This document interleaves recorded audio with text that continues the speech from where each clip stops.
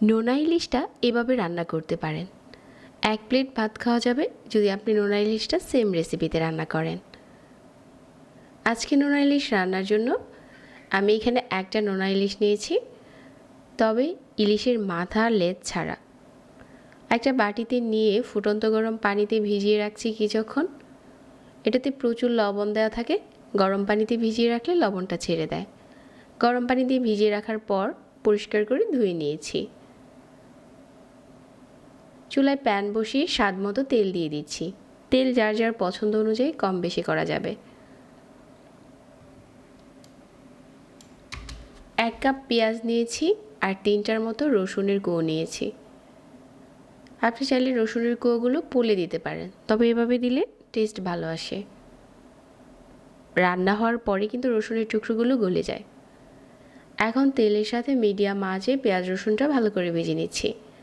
যখন কিছুটা নরম হয়ে গেছে তারপর পাতলা করে কেটে নেওয়া একটা আলু দিয়ে দিচ্ছি। একটা আলুর বেশি এখানে দেওয়া যাবে না, একটা আলু দিলে টেস্ট ভালো আসে। 6 থেকে 7টার মতো কাঁচামরিচ মাঝখান থেকে ফেলে দিয়ে দিচ্ছি। নোনা ইলিশে যেহেতু লবণ থাকে তাই লবণটা খুব অল্প দিতে হবে। এই সব কিছু এখন একসাথে নেড়েচেড়ে কিছুক্ষণ ভুনে নিচ্ছি। ভুনে নেওয়ার পর এখানে এখন দিয়ে দিচ্ছি নোনা ইলিশ। নোনা ইলিশের টুকরোগুলো দিয়ে দেওয়ার পর তেলের সাথে একটু মিডিয়াম আঁচে ভেজে নিচ্ছি।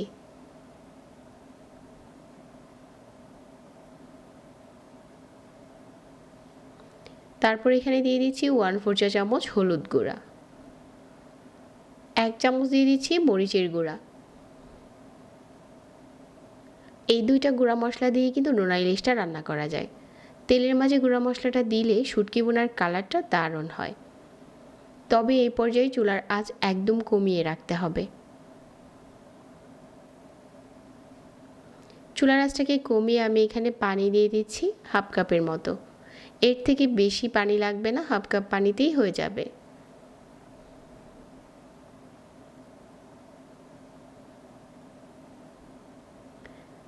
এখন ঢাকনা দিয়ে ঢেকে দিচ্ছি আর মিডিয়াম আঁচে আরও কিছুক্ষণ রান্না করে নিচ্ছি যাতে আলুটা পুরোপুরি সিদ্ধ হয়ে যায়।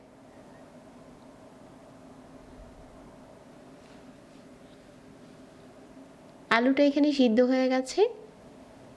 আপনি যদি চান শুটকি বোনাটা আরও কিছুক্ষণ বুনে নিতে পারেন। এই পর্যায়ে শুটকি বোনাটা যত বুনে নেবেন তত টেস্ট ভালো আসবে। তো এখন আমাদের নোনা ইলিশের শুটকি বোনা রান্না করা শেষ। চুলা থেকে নামিয়ে নিচ্ছি। এটা গরম ভাতের সাথে পরিবেশন করলে দারুণ মজার হয়। মাঝে মাঝে এইভাবে করে বাসায় নোনা ইলিশটা রান্না করতে পারেন। একদম সহজ রেসিপিতে শেয়ার করেছি। যাদের কাছে শুটকি ভালো লাগে আজকের রেসিপিটা অবশ্যই ভালো লাগবে। এরকম প্রতিনিয়ত নতুন রেসিপি পেতে পেজ ফলো করে রাখবেন। যারা এতক্ষণ সাথে ছিলেন সবাইকে আবারও অনেক অনেক ধন্যবাদ জানাচ্ছি। আর আজকে এখানে বিদায় নিচ্ছি। আল্লাহ হাফেজ।